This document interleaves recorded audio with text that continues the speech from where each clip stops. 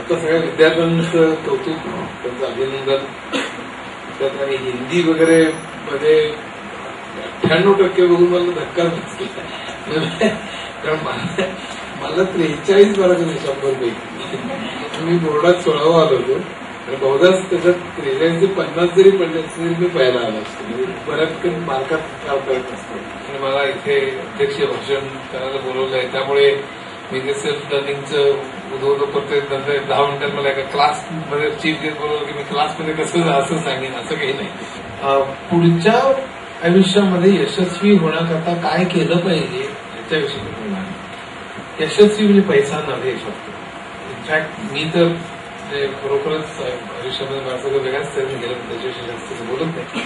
पण मार्कांकरता इकडे पळापळ कर, अर्ध्या मार्कांकरता मारामाऱ्या कर, मुलं त्याचे पालक असं काही आमच्यावर होतच नाही.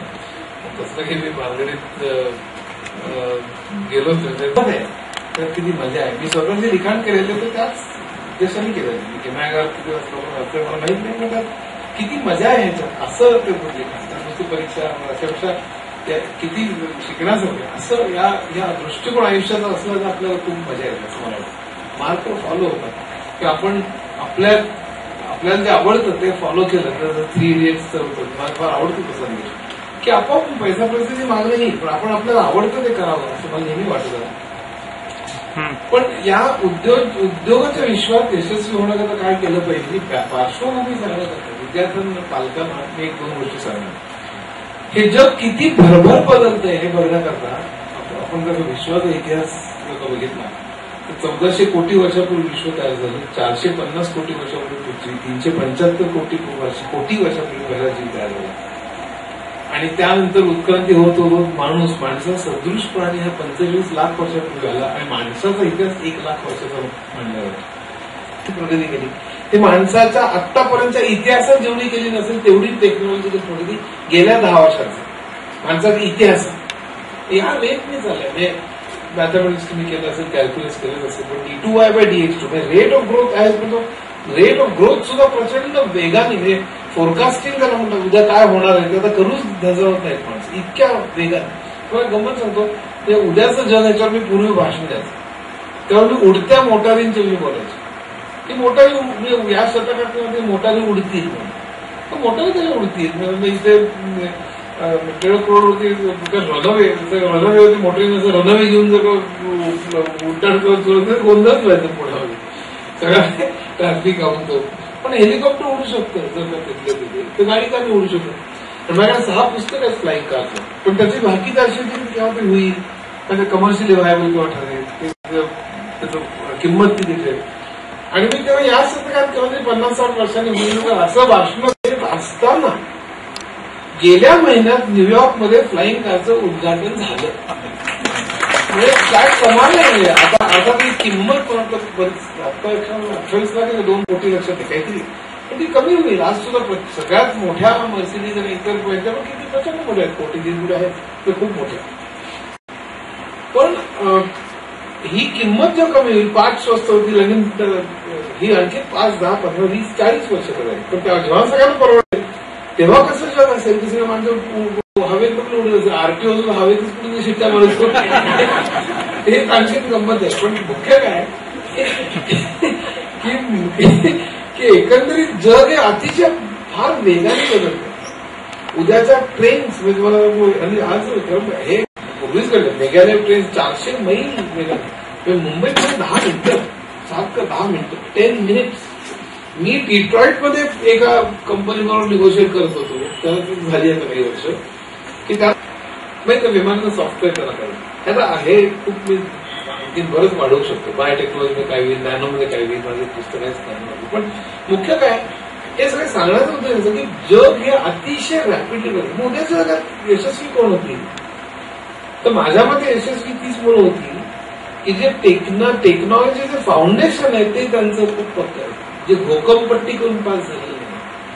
म्हणून मला अगदी आवर्जून सांगा, हे मार्क होत नाही. अगदी आत्ता सगळ्यांचं कौतुक करता करता मी असेल तुला चापट्या मारतोय मला माहिती आहे, पण काही इलाज नाही. हे मार्क आहे, तुमचं कौतुक आहे, ठीक आहे, पण ही आता सुरुवात आहे, हे एंड नाही.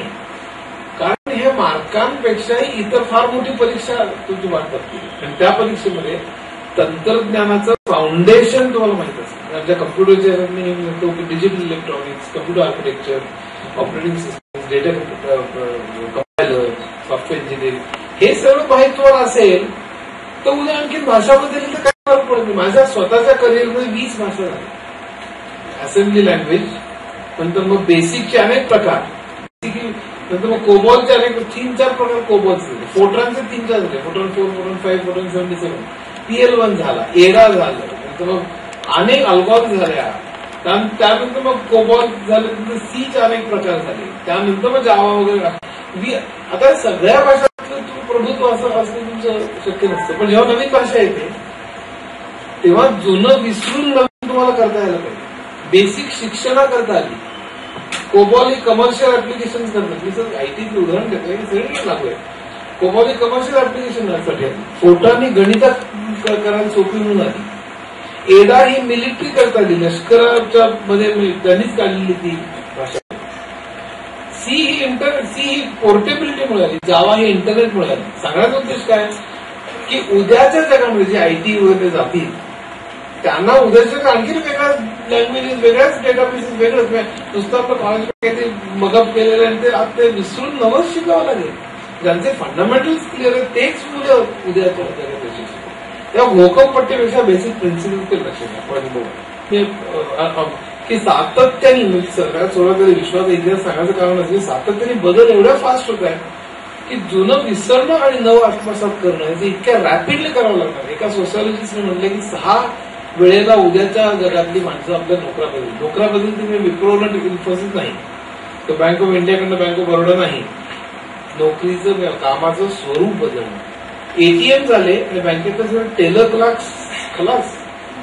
जेव्हा अॅनिमेशनचं सॉफ्टवेअर आलं तेव्हा पूर्वी वॉल्ट डिस्नेच्या गॅरेजमध्ये शेकडो आर्टिस्ट चित्र काढत बसलेले असेल. त्याची चित्र अतिशय फास्ट एका वेगळ्या दाखवली की आपल्याला आभास होईल की ते माणसं घालताय म्हणून. खरं कोणीच हालत नसायचं, पण ती चित्र शेकडो काढावी लागेल. शेकडो आर्टिस्ट कॅलिफोर्नियाच्या गॅरेजमध्ये ते काम करत असेल. एक सॉफ्टवेअर आलं इन बिटविनिंग म्हणून, आणि त्यांचं सांगायची गरज नाही, मी आपोआप तुमचं काम करतो. त्याला ग्राफिक रोटेशन बरंच मॅथमॅटिकल मॉडेल्स लागतात. पण ते सगळं केलं. आता 3D अॅनिमेशन आल्यानंतर तर सगळं गोंधळच आहे. कोलगेटची टूथपेस्ट अशी इकडनं तळमळ एकदम खाल्लं वरती काय जाते, मग कोणाच्या हातात काय पडते, न्यूटन आपल्या थडक्यात गरगत गिळायला लागेल. हे गुरुत्वाकर्षण एवढं बोलून बसलो. हे काय चाललंय, खाल्लं जमिनीवरनं टूथपेस्ट उठते. पण अॅनिमेशन तुम्ही काही करू शकता. आणि म्हणजे हा आपला कोण तो साऊथ इंडियन नट कोण आपला रजनीकांत मरेलच. त्याला सांगितलं अॅनिमेशन करू नका, रिटायर काय शक्य नाही. तर आता कुठल्याही ऍडव्हर्टाइजमेंट, कुठलाही सिनेमा आता अॅनिमेशन. पण अॅनिमेशन ड्रॉइंग आम्ही नव्हतो करत नाही. कोणीतरी एकाने 10 वर्षापूर्वी केलं सगळं कॉपी करायचं. पण कोणीतरी एकदा केव्हा तरी चीज करून केलं होतं. त्याची गरजच नाही. आता कॅड कामाला सगळं कम्प्युटर होतं. तर आणि इतर पाहिजे ते मी बोलतो. सांगण्याचा उद्देश हा की पूर्वी ज्या प्रकारे आपण काम करत होतो बँकेत, इन्शुरन्स, कुठल्याही क्षेत्रामध्ये ते अमूलाग्र इतक्या तऱ्हेने बदलत चाललं की जुन्या तऱ्हेने काम करणं आपलं बदल. हे लक्षात घ्या. काम नोकऱ्या बदलणं एका कंपनीतून दुसरी नव्हे, कामाचं स्वरूप बदलणं. त्यामुळे अनलर्निंग अँड लर्निंग जे लोक करतील तेच उद्या यशस्वी होतील. ते 5 किंवा 6 वेळा आयुष्यात करावं लागणार. त्याच्या सायकोलॉजिकल परिणामांवरती पुस्तक आहेत माझ्याकडे. त्यात उद्या एवढं भराभर सारखं बदलावं लागलं तर त्याला काय होईल, मी तो स्थिर होईल का, तर असं अशी चर्चा सध्या चालू आहे. पण त्याच्या बाजूला ठेवून सध्या जो फंडामेंटल्स क्लिअर आहे त्यामुळे जो हे शिफ्ट करू शकतो. पण मी हे सगळं सांगतोय ना की ज्याला लीडर व्हायचंय आणि ज्याला काहीतरी महत्वाचं करायचं त्याच्याकडे सांगतो. ज्याला याची की गरज नाही, कसा तरी करून जॉब आपला लटकत करायचंय कुठेतरी, त्याला त्यांनी याच्याकडे लक्ष देण्याची गरज आहे. पण ज्याला सेंटरला राहायचंय, ज्याला लीडर व्हायचंय, ज्याला ड्राईव्ह करायच्या गोष्टी, ज्याला घडवायच्या, त्याला या गोष्टीची गरज आहे. म्हणून मी सगळं सांगतो. कोणी घ्यायचं तुम्हाला पटेल त्यांनी ते करावं. पण मला जे दिसतंय ते असं. त्या पुढची गोष्ट फार महत्वाची. त्या पुढची गोष्ट म्हणजे पर्सनॅलिटी बिल्ड करा. ह्या सगळ्या मुलांना मी दरवेळी सगळीकडे सांगत असतो. आज सकाळीच वगैरे सांगितलं, दर आठवड्याला एकदा किंवा दोनदा तरी मी अनेक कॉलेजेस सगळीकडे सांगतो. पर्सनॅलिटी बिल्ड करणं म्हणजे काय, तर पर्सनॅलिटी बिल्ड करण्याच्या अनेक गोष्टी आहेत. सगळ्यात महत्वाची गोष्ट म्हणजे कम्युनिकेशन. आणि कम्युनिकेशन इंग्रजीमध्ये हे मुद्दाम सांगतो. मला मराठीचा खूप अभिमान आहे. सोलापूरला माझं मराठी मीडियम मध्येच शिक्षण झालं. IIT गेल्यानंतर लकीली माझा एका मेस टेबलवरती बसलो असताना अपमान झाला मला इंग्रजी बोलण्यावरून. लकीली सुद्धा, कारण मला बाकी दिसायला चांगला नाही, पैसे नाही, तुला काय प्रॉब्लेम मला येत नाही, खरं कोणी बोलायचं त्रास कशाला. पण तुला अमुक येत नाही म्हणजे मला भयंकर स्वतःला विचार असल्यामुळे भयंकर मला मी चौथावरूनच त्याच्यावर पडायचं. पुढचे 10 महिने मी फक्त इंग्रजी केलं. इटिमॉलॉजी त्यातलं म्हणजे रूट्स, ग्रीक, लॅटिन वगैरे, त्याचं फोनेटिक्स, उच्चारशास्त्र, प्रोनाउन्सिएशन, आणि त्याच्यात इंग्लिश लँग्वेजचा इतिहास, शिकार कादंबऱ्या वाचणार, रोज वर्तमानपत्र, नुसती व्होकॅब्युलरी नव्हे, त्याचं अतिशय उत्कृष्ट बोलता आलं, एक्सलन्स ध्यास पाहिजे. नुसतं कसं तरी मोडकं आपलं आपण काय करतो, मराठीत विचार करतो, मग इंग्रजी ट्रान्सलेट करतो, आणि मग इंग्रजी बोलतो. मी त्या पहिल्या दिवशी ठरवलं होतं करायचं तर ग्रेट, पण असलं नाही चांगलं मोडकं होतं. अप्रतिम बोलता आलं पाहिजे, त्यांच्या भाषेत त्यांच्यासारखं संवाद करता येतं. पुढे कोणाला कळलंच का माहिती कसं कुठल्या भाषेत शिक्षण झालं. लकीली पुढचे 10 महिने मी अक्षरशः चौथावरून काम केलं. ते मला पुढे न्यूयॉर्क, लंडन, टोकियो, सिडनी तिथे मी सेमिनार घेतले. ते वर्ल्ड ट्रेड सेंटर पडलं, त्याला 80व्या मजल्यावर मी 20 कोटीचं कॉन्ट्रॅक्ट साईन केलेलं. आता ते असताना पण मुख्य काय की तिथे समोर इटालियन आणि अनेक सीईओज बसलेले, आणि तुम्ही मोठ्या याच्यावर सेमिनार देतात. ह्या सगळ्याच त्या 10 महिन्यांनी मला तारून दिलं. हे सांगायचा उद्देश हा की एक्सलन्सचा ध्यास आणि कम्युनिकेशन कुठल्याही भाषेत सांगतो. तर मला इंग्रजी जास्त मोठी काही वाटत नाही. ज्या लोकांना असं वाटतं ना की आपण इंग्रजीत बोलतो ना काही सुपिरियर झालं ते गाढायचं असं मला. शिवाय काही लोकांना असं वाटतं की आपण इंग्रजीत नाहीच वापरतं का, ती परक्यांची भाषा, आपण फक्त मराठीत कितीही अवघड प्रश्न असला, शब्द असला पर्यायी, तरी मी मराठीतच बोलणार असं म्हणणार, तितकेच गाढव असं माझं. दोन्ही काय मला घरच्या भाषा कम्युनिकेशन दोन्ही छान आहेत भाषा, दोघांना सुंदर साहित्य. पण अनफॉर्च्युनेटली ब्रिटिशांनी 150 वर्ष आपल्या राज्य केलं. अमेरिकेचं आज इंडिरेक्टली सगळ्या जगावर राज्य आहे, पण आपला ट्रेड अमेरिका, इंग्लंड, ऑस्ट्रेलियाची सगळ्यात जास्त आहे. काय करण्यात आलं तर ज्याला इंग्रजी येतं, लीडर बनायचं असेल तर उत्कृष्ट इंग्रजी बोलणं, छाप पाडणं, अतिशय प्रसन्न असणं, मोटिवेट करणं, मिसळणं, चांगलं लिस्नर असणं. तुम्हाला कल्पना नाही, चांगलं लिस्नर तर फार मोठी गोष्ट आहे मॅनेजमेंट आमच्या.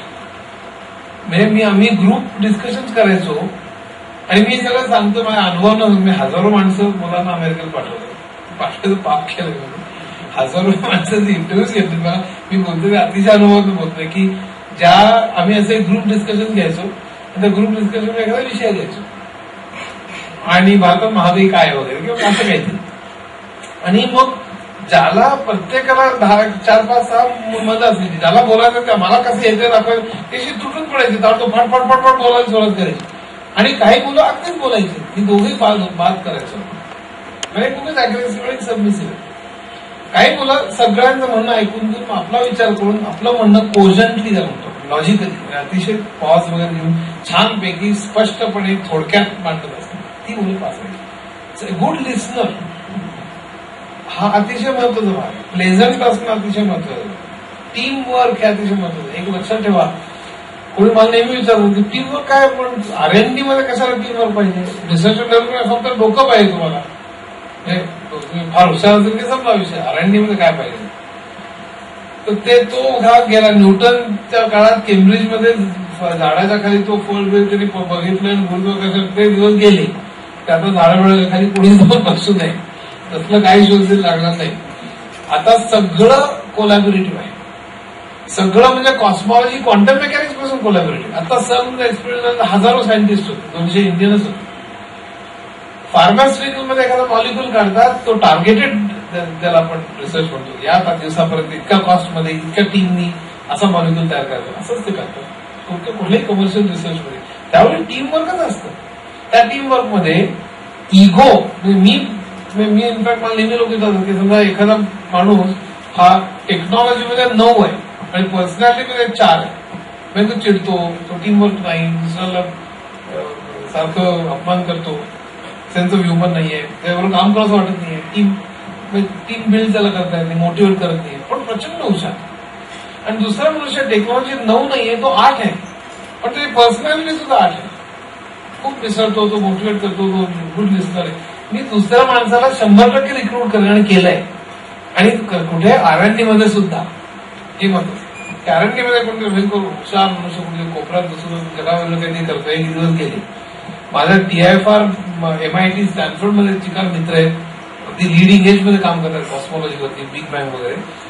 इथे सुद्धा रिसर्च हा कोलॅबोरेटिव्ह झाला. आज मी काही करतो स्पेनमध्ये नवीन पेपर पब्लिश झालाय का काही ते क्वांटम इलेक्ट्रोडायनामिक्समध्ये, आणि ते त्याचं वाचतात, त्याबरोबर कम्युनिकेट करतात, कॉन्फरन्स राहतात, सगळं कोलॅबोरेटिव्ह आहे लक्षात ठेवा. त्यामुळे टीम वर्क हे तिथेही महत्वाचं आहे, त्याच्याशिवाय पर्याय नाही.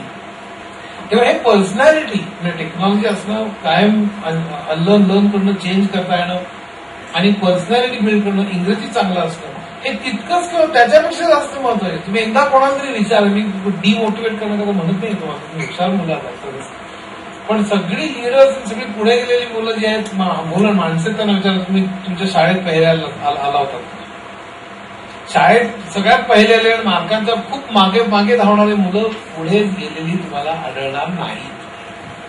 याचा तर मार्कांकडे धावावं की नाही, जरूर मार्क मिळवावे, पण आयुष्याकडे जास्त व्यापक तऱ्हेने बघणं, पर्सनॅलिटी बिल्ड करणं, आणि हे जे सगळं ह्याला तितकंच महत्व आहे. मार्क मिळवणं त्याचं मला मुळीच म्हणणं नाही, पण एका अवास्तव फक्त पुस्तकात खेळी होऊन तुम्ही जर का पर्सनॅलिटी लक्ष दिलं नाही तर तुम्ही याच्याच जॉब करायला नाही. शेकडो अशी म्हणते शाळेत पहिला आला, नंतर पुढे असं लटकत पुढे चाललंय. तर हे फार महत्वाचं मला स्वतःला माझ्या अनुभवावर वाटलेलं. एक दोन शेवटी होते, पेरेंट्स आणि टीचर, आता टीमवर्कच्या विषयी बोललो, पण एका बाबतीत टीमवर्क चिकार आहे आपल्याकडे, पेरेंट्स आणि टीचर दोघांचं, की मुलांमधलं कुतूहल किंवा उद्योजकता, अंतर्मनुष्य कशी मारून टाकायची याच्याविषयी अगदी खूप टीमवर्क आहे. बरोबर दोघे म्हणून छान पैकी नको बाबा तू फेल गेलास तर काय, हे पहिल्यांदा भीतीच नाही. अमेरिकेत जातो तर हॅव्हल्स ऐकून शाळेतली युरोपवरून निघाले असतात. तिथे मुलगा कुठे हडपसाला गेला असेल तिथे 10 कॉफी घेतली का, वॉटर बॅग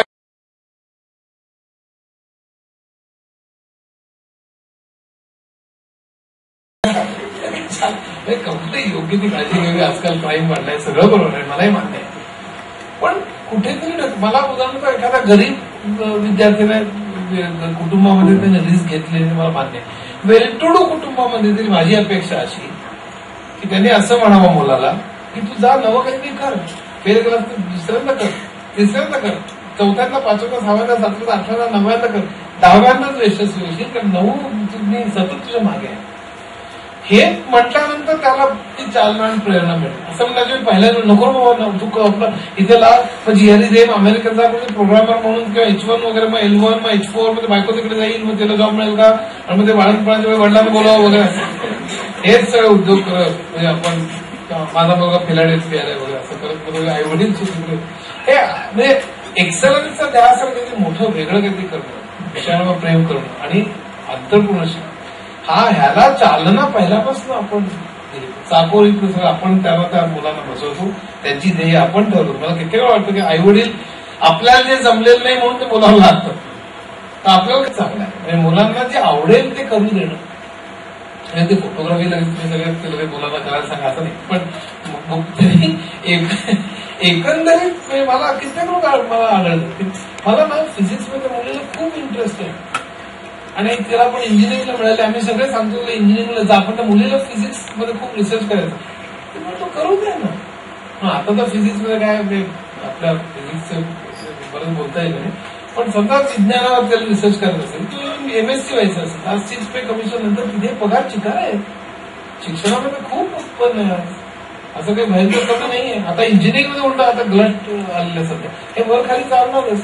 पण मुख्य म्हणजे त्याला वर्षाला 5 लाख म्हणतात, इंजिनिअरिंग केलं 7 मिळाले असते, इथे जास्त इथे बनवून तिथे GRE हे आपण त्यांना पोतं बनवत असतो, त्यांना फुलू द्यावं असं मला वाटतं. विशेषतः ज्यांना परवडत आहे ना, जे त्यांनी चुकवून येऊन मिळेल पाहिजे त्यांना शक्य किंचित रिस्क होईल. अमेरिका अशीच घडली, त्याच्या इतिहासाची पुस्तक आहे, त्याच्या हातात बरीच मटेरियल कारणं होती.